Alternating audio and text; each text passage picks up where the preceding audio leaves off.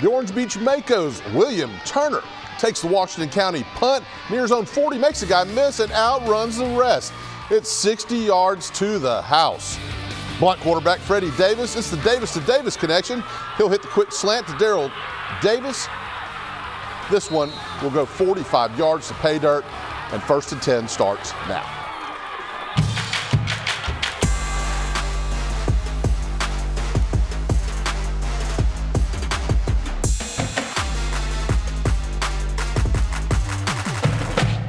This season is just flying by. Already week 8 of the regular season for high school football. We're now in the heart of region play. Every game now carrying even more weight as some teams trying to keep hope alive to make the playoffs, others trying to secure home field as we're getting ever closer to postseason play. 2 teams who are undefeated in region play went at it tonight, Fairhope and Theodore, in our Fox 10 Game of the Week.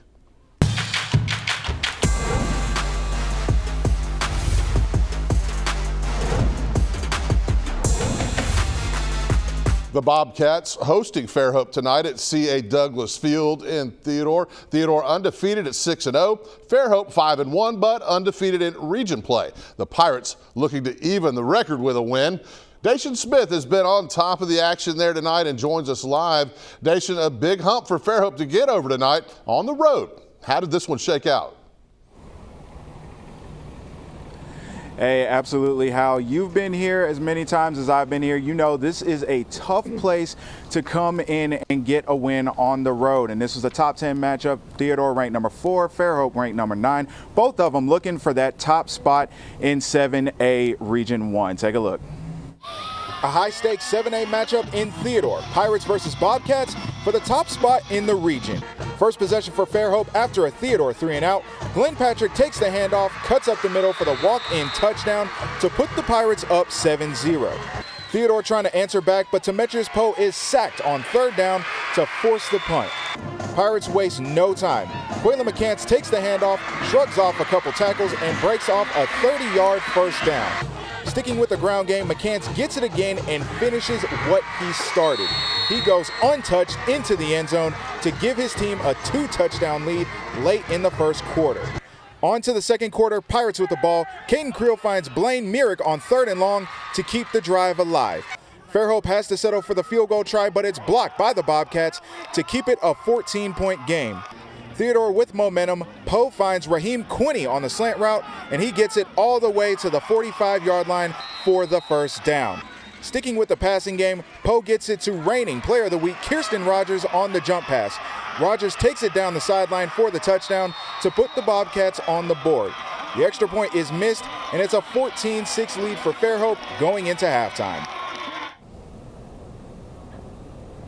Now, Fairhope would add on to that lead in the second half, definitely doing a good job on the ground while keeping Theodore's ground game in check. They would win 21-12 to hand Theodore their first loss on the season. Now, after this one, we caught up with Pirates head coach Tim Carter, who talked about just how big this win was for his team. That's huge. You know, we've come up short against them. Last time we won here in 2017. That's the last time we beat them. And we've been in some wars. And so, you know, we had to do a lot of things right to come out of here with a win. And they definitely did do a lot of things right. Again, not easy to slow down that Theodore ground game, especially Kirsten Rogers, but Fairhope did do just that while getting their ground game going. Caden Creel only having to throw about 5 or 6 passes in this one to get the job done. Fairhope stays undefeated in region play. They're back home next week against the Baker Hornets. Hustlin' how you think Fairhope's looking this season? You think anyone can slow them down the rest of the year? That 7A Region 1 is a big challenge for anybody. And like you said, Baker, that's going to be a challenge for them, certainly. And we've got Theodore stepping out of the region, heading to LaFleur next week. Now, in other Eastern Shore versus West Mobile matchup tonight, we've got Daphne visiting Sims. The Trojans only 2 losses to the teams we just saw. Now, while Mary G. Montgomery having a rough time of it this year, looking for win number 1. Let's go to the action and see how this one turned out. Beautiful night out in Sims for the ball game tonight. Now, Mary G. Montgomery tries to capitalize off a 4th down stop when Braxton Lavender hits a wide open Samuel Nunn, who gets it to the 1-yard line. Vikings will break the scoreless tie there with this TD run. That'll be Kyle Gould. That puts it to 6-0. Daphne, though, will answer.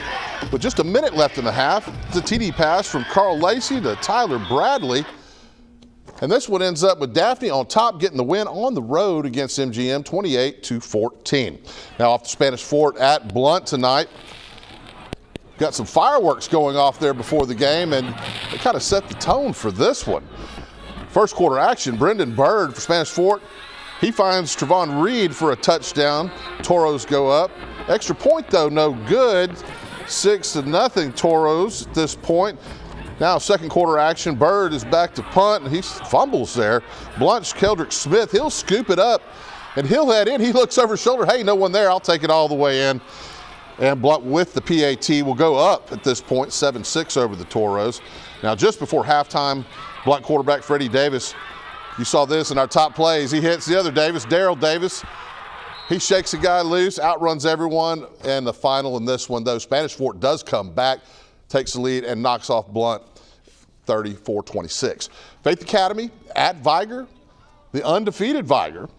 As a matter of fact, this was last night's action. Got Benjamin Bennett. He'll take the handoff, and it's into the end zone for the Vigor touchdown. They'd go for the 2-point conversion. It would be 8-0 Wolves at this point. Still first quarter. Faith answers back, though. Colton Wood, play action pass to Dorian Smith. Nice touchdown there in the back. They'll miss the extra point, though. Vigor up 8-6. Now late fourth, Ryan Lacey. Once again, he'll drive it in for the touchdown. Coming at you here, that would be the dagger. Vigor would put it on Faith, and they would go on to win this one, 21-19. Faith keeping it close there in the end. Now we're just getting started here on 1st and 10. After the break, more scores and highlights, including 4A Region 1 action from the rolling St. Michael's Cardinals at Mobile Christian. Then some of last night's matchup at Ladd. Could Faith give the Vigor Wolves their first loss? We'll find out coming up next. The 1st and 10 scoreboard is sponsored by New Horizons Credit Union. St. Michael's making its case for a spot in the top 10 in 4A, already having received some votes for that. At 5-1, a win tonight against Mobile Christian could do just that. The Leopards at just 2-4 with a very young team this year, looking to defend the home turf. All right, we've got the coin flip out there in the middle. The Cardinals been looking great this year. Now Mobile Christian's Patrick Sullivan, though, 45-yard pass to Michael Moore. Big gain right there down the field. Then Jordan Woolard would get the 11-yard run right here into the end zone, putting Mobile Christian up, getting that early lead. Snap goes bad for St. Michael's. It's over punter Josh Murphy's head. Back to Mobile Christian action. Devin Harris, another 11-yard TD run. Big hit, though, going in. That made it 16-0. And check this out. The Leopards go on to defeat St. Michael's 43-20, the final, their big win for the Leopards. Escambia County at Williamson. Get your popcorn ready for the show here, they say. Well, let's take a look. Second quarter action. Daniel Miller of the Lions passes to Hakeem Green, who picks up a big chunk of yardage. That's 23 yards for the first down. Nice gainer for the Lions there. Williamson does get on the board first. You'll see here Daniel Miller takes the snap, powers his way into the end zone for the 6, and a 2-point conversion would make this 8-0 Lions at this point. It would be the Miller show. Daniel Miller takes it again, another keeper. He twists and powers his way, 18 yards this time, in for another touchdown. Lions up 15-0 at this point, and they would roll in this game, going all the way 41-6, the final in this one over Escambia County. Washington County in Orange Beach tonight. Homecoming night. Congratulations, Mary Michelle Conway, the 2021 homecoming queen there for the Makos. Second play of the game for Orange Beach. Chris Pearson takes the handoff, untouched, easy touchdown there, and the students love it. And they're really going to love this. William Turner fields this punt around his own 40, makes a guy miss, has blockers, and he is gone. It's a touchdown for the Makos. The final in this one, they roll over Washington County 44-13. And we're going to step aside for just a minute. I'm going to step aside while you take a look at some other area scores around Mobile and Baldwin counties.